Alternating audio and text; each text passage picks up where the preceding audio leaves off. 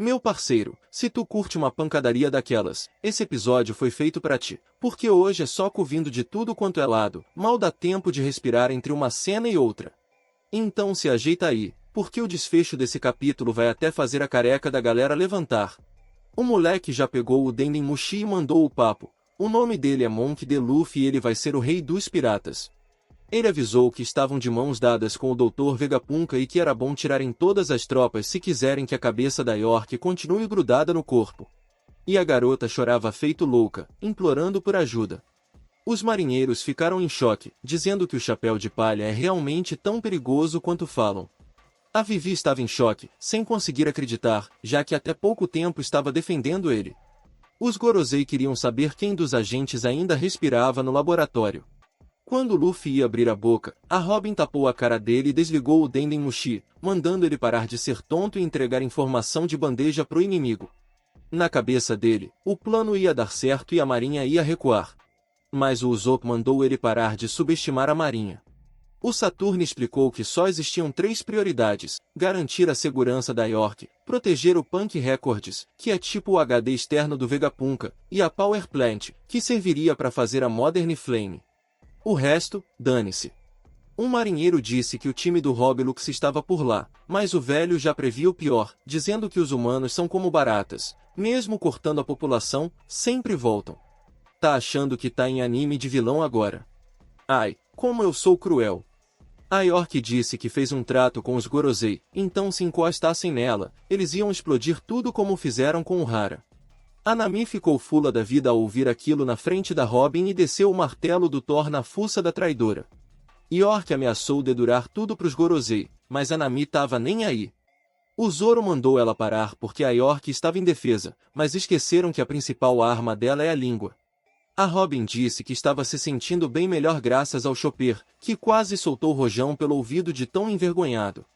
O velho Vegapunk também agradeceu a Robin por salvar sua pele, já que ela apareceu bem na hora em que a York ia esmagar o crânio dele com aquele trabuco.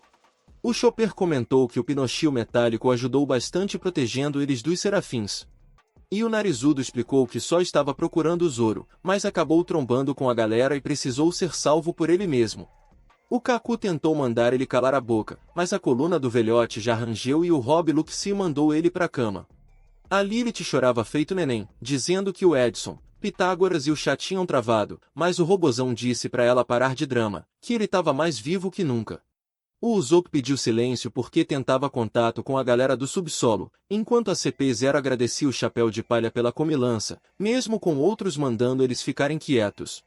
Pediram para serem resgatados dali, mas como ninguém pode sair, queriam fugir para qualquer canto, pois estavam apavorados com os serafins. O Usopp perguntou se iam ficar bem e o Vegapunk garantiu que sim, pois os serafins estavam presos em bolhas feitas do mesmo material que os pacifistas Mark III, que resistem até a bomba. E ainda são feitas com Kairoseki. O Miel Mirim ficou possesso por terem enjaulado ele naquelas bolhas. Mas a Snake disse para pararem de choradeira, já que não recebeu ordem de eliminar ninguém. O Frank agradeceu a garota por ter revertido a petrificação, e o velho achou curioso, pois não tinha programado isso. Mas ela ficou toda coradinha, já que foi o Luffy que pediu com jeitinho. O Jinbe caiu na risada, dizendo que ela era a cara da Hancock de verdade. A Nami elogiou a arma da Lilith que salvou o Sanji, botando o Shark dentro da bolha. O Luffy foi agradecer e a Snake quase infartou, achando que ele tinha dito "eu te amo". A Atlas tentou abrir a barreira mais uma vez, mas sem sucesso, então não poderiam sair da ilha até desativarem aquele paredão. A York gargalhava, dizendo que trancou tudo com senha e não dividiu com ninguém. A Lilith estava quase entrando em combustão de raiva. E a infeliz falava que a senha e o governo mundial eram suas proteções. O Luffy mal acreditava que não iam escapar mesmo depois de todo o seu discurso. O Usopp alertou que o plano dele não funcionaria. E lógico que o governo mundial não deixaria barato. Logo viria o contra-ataque. Enquanto isso, o Luxi só observava calado, dizendo que 2 satélites já eram, mas os chapéus de palha estavam inteiros. O Narizudo quis saber o que ele cochichava, mas o tigre falou que só estava pensando alto. E aí apareceu a maravilhosa da astúcia avisando que estavam completamente cercados, com 100 navios de guerra e 30.000 soldados prontos para porrada. Além do Kizaru para dar mais dor de cabeça. O Sanji foi voando servir chá para Stussy, mas o chá que ele queria era outro. O Vegapunk pediu para Nami mostrar as rotas de fuga. Ela usou o log pose que tinham configurado ainda em vano. Quando o velho falou que o ponteiro apontava para Elbaf, o coração do Luffy e do Usopp quase pulou para fora do peito. Quando ouviram que estavam indo para a Ilha dos Gigantes, ficaram eufóricos. O Edson não entendia o motivo da empolgação. O Vegapunk explicou que, por sorte, o navio dos Chapéus de Palha estava ancorado na Labofase, mas como a ilha estava cercada, sair pelo porto era impossível. Então a ideia era usar o Vega Force, que estava perto do Sunny, para meter o pé dali. A ideia era voar por cima da frota, mas como o robozão só voava dentro de Egghead, ia cair ao sair. O Frank disse que não tem problema, pois o Sunny pode dar um salto de 1 quilômetro, escapando de qualquer perseguição. Até o Einstein do anime ficou chocado ao saber que o navio voava.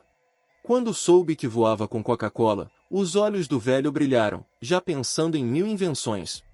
Mas para isso, tinham que desativar a barreira antes. E a York continuava tirando sarro, dizendo que não revelaria o código. Mas jamais subestime um Vegapunka, meu chapa. Eles botaram os Neuronews para funcionar e começaram a hackear o sistema. O Frank, esperto, já disse que ia com a Lilith, querendo mostrar a bazuca nova. O Luffy também queria ajudar para irem logo para Elbaf. Agora é hora de marcar história. Eles pularam do laboratório sem paraquedas mesmo, já que o chão era de nuvem, e correram para mover o navio para a parte de trás da ilha, pois a barreira poderia cair a qualquer momento. Tinha que agir rápido antes dos inimigos invadirem. A Lilith estava empolgadona porque seria a primeira vez saindo de Egghead. O Luffy já se arrependia de não ter levado mais comida, e a esfomeada da Bonnie concordava, dizendo que deviam ter pego mais pizza. Mas o Luffy falou que queijo bastava, pois o Sanji faz pizza até com isso. A Bonnie já estava elogiando o Sanji, chamando ele de perfeito por ser bom de fogão e de briga. Mas, pro azar do cozinheiro, ela era nova demais. Só que o cara nem liga. Deu vale a suco, deu mole a vapo. Lá no navio da marinha, alguém ligou pro Obot com info da ilha, e o comandante mandou repassar tudo. Como que ninguém notou a ligação do lado do Luffy é um mistério. Na sala VIP, o sinistro do Saturne recebeu visita do Borsalino e perguntou se ouviu aquilo. O Kizaru disse que o Luffy tentou blefar, fingindo estar no controle, mas a real é que ficaram presos na ilha. O velho perguntou se o Kizaru não podia atravessar a barreira, já que era feita de laser e ele de luz. O Borsalino disse que podia sim, mas o problema é que um grande amigo dele estava protegendo aquilo. Saturne mandou ignorar o Sentomaru, mas o Kizaru disse que não podia trair um parceiro que luta com convicção. Além disso, se atacassem, Sentomaru mandaria as feras marinhas e os 50 pacifistas Mark III afundarem os navios, o que geraria muitas perdas. Então o Saturne quis saber onde ficava a usina, e o Kizaru disse que o Rob Luxi já tinha mandado todos os dados necessários. Depois disso, os marinheiros se armaram pro combate. E já ordenaram que todos os usuários de Aqui se preparassem para a batalha. Eles queriam libertar os agentes da Clear, que convenhamos, estavam comendo melhor do que na base da marinha. O cara de bolacha comenta que as armas deles não iam fazer nem cócegas nos pacifistas, então tinham que focar nas bestas marinhas. O Luffy estava pulando mais que perereca nas nuvens que lembravam as de Skip-Yeia. E o Frank lembra ele de não esquecer o plano deles. Depois de correrem tanto, finalmente chegaram no Sun. O Kizaru começou a encarar os bichões e o Sentomaru já sacou que eles iam aprontar algo e começou a lembrar do que o almirante ensinou para ele na infância. O Borsalino já lançou um Yata no Kagami que foi zigue-zagueando pelos prédios de Egghead. O Sentomaru abriu um sorrisão dizendo que o titio chegou e deu a ordem para os pacifistas atacarem. O K veio na sua forma de luz e o Balufo já entrou na postura de sumo berrando que sua defesa é a mais forte do mundo. Quando os dois colidiram, a explosão de luz se espalhou por toda a ilha. A galera não estava entendendo o que estava rolando. E o Luffy falou que alguém muito forte conseguiu invadir a ilha.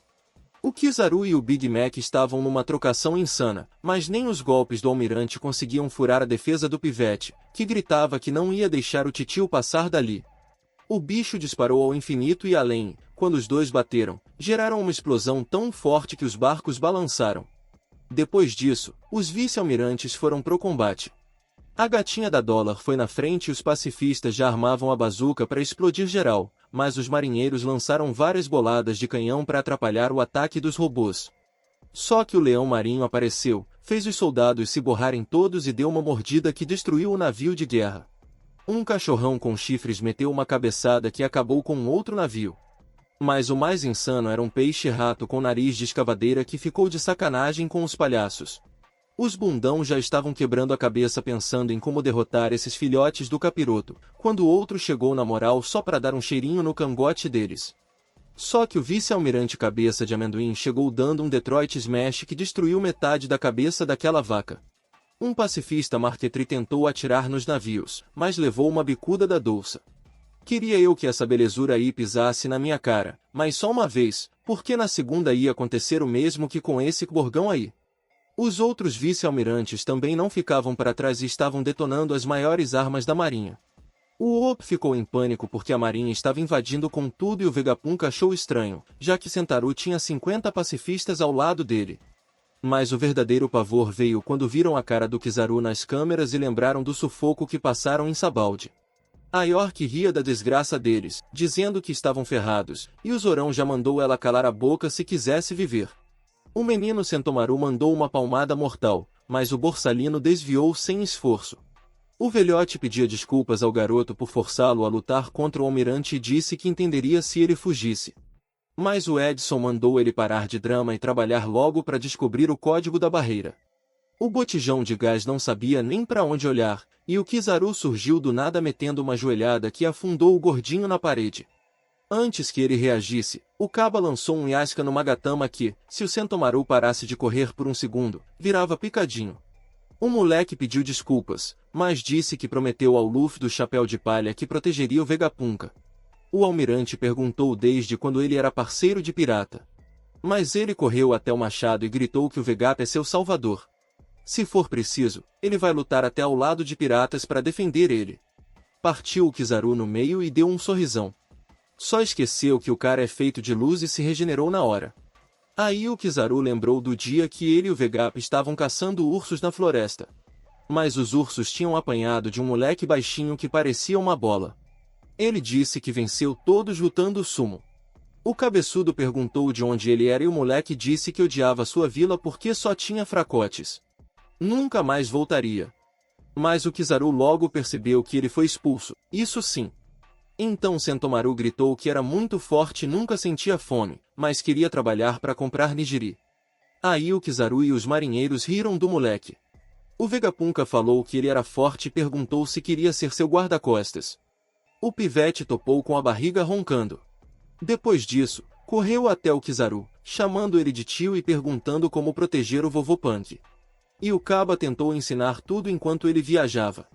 O Kung Fujanta já mandou uma direita potente para ver se aprendia.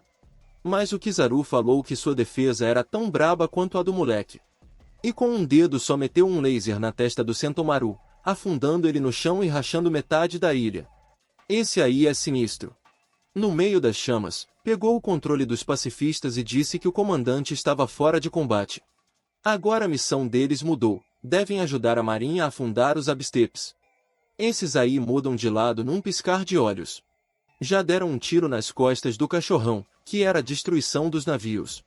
Os marinheiros não acreditavam e as bestas marinhas muito menos. Aí o vice-almirante foi avisar o Saturn que tomaram o controle dos pacifistas. O narigudo disse que o Sentomaru virou churrasco e a galera ficou abalada. Afinal, ele era forte, mas o Kizaru era cruel demais. Com lágrimas nos olhos, o Vegapunk mandou desligarem o sistema de defesa, pois o sacrifício do Sentomaru não podia ser em vão. Mas a York ria, dizendo que também era um Vegapunk, então eles nunca iriam conseguir.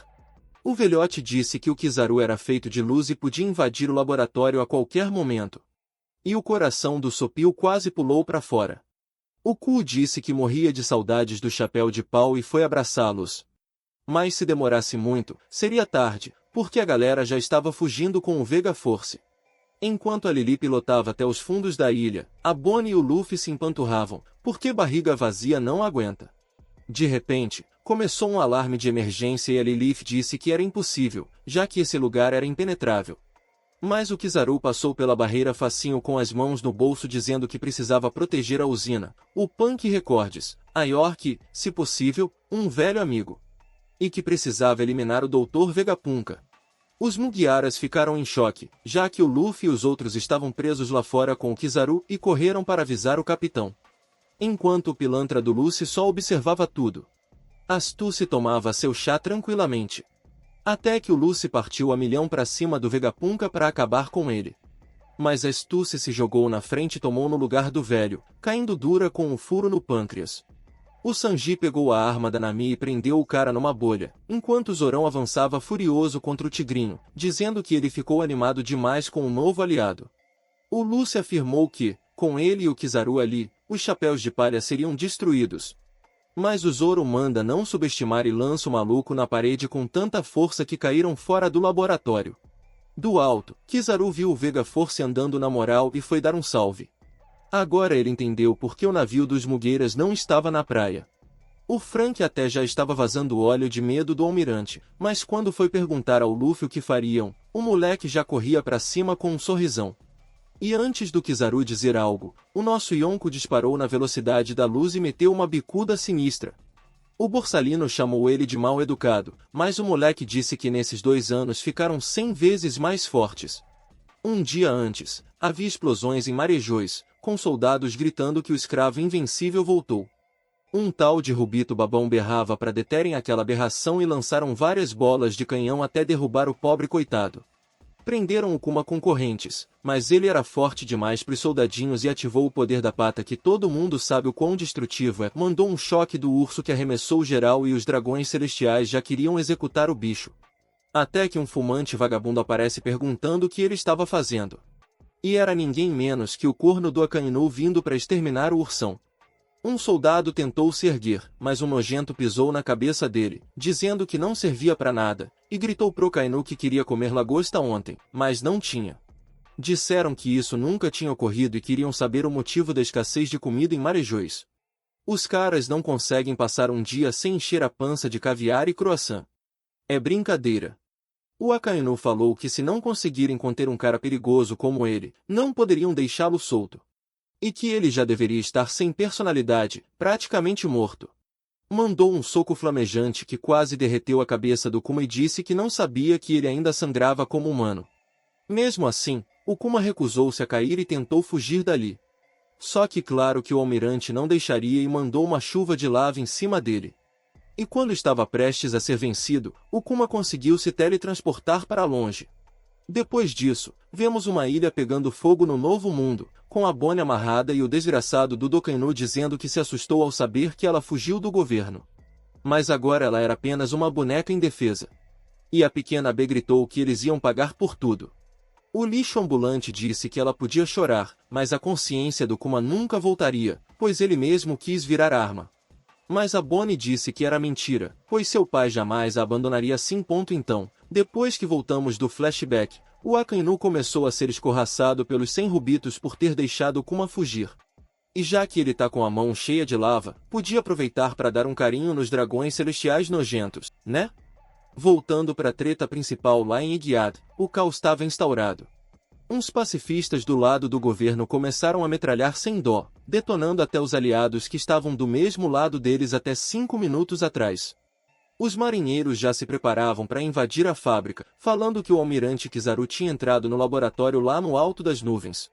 Ele, que estava trocando porrada com o Luffy versão gorilão cheio de nuvens do Gear 5, tentou se defender de um soco de direita do moleque, mas logo de cara já sentiu a pressão. Mal teve tempo de reagir e o Luffy já lançou um Gomu Gomu no Black Mamba, deixando Kizaru de cara, dizendo que agora entendia como o pirralho tinha vencido Kaido, porque ele é forte demais. Mas queria saber por que um pirata estava tão empenhado em proteger o Vegapunk. Luffy devolveu a pergunta: por que vocês querem tanto acabar com o tio da maçã? O Kizaru deu uma bicuda para afastar e respondeu que não era bem isso, que ele conhecia o Vegapunk há muito tempo. Só não queria que Luffy se metesse. Aí o homem brota do nada na frente do Luffy e mete um chute que mandou o garoto longe. Kizaru lembra do dia em que o Vegapunk estava todo feliz dizendo que construiu o maior robô do mundo. E agora o Vega Force estava virando sucata depois de tomar um golpe dele mesmo, com o Luffy batendo de frente e explodindo contra a barreira de laser. Frank e Bonnie começaram a despencar, e a Lily perdeu o controle do robô. Sorte que o chão era feito de nuvem, então ninguém virou panqueca. A Lily percebe que a cadeira tá dando choque e sai correndo gritando para todo mundo fugir. Quando ia avisar que o robô ia explodir, bum, parecia bomba atômica, meu chapa. Ela não sabia se chorava ou gritava de raiva por ver o robô dos sonhos sendo destruído. Frank prometeu vingança, mas correu ver se o navio estava inteiro. Bonnie avisou que o Luffy estava todo lascado, mas já escutava o Kizaru chegando de fininho. Ele olha para Bonnie e comenta que ela cresceu, e queria saber o que andam colocando no leite das crianças hoje em dia. Disse que ela provavelmente veio para se vingar, mas o Vegapunk já tá marcado para morrer. Só que a Bonnie manda ele calar a matraca, dizendo que o velho não é mais o alvo dela.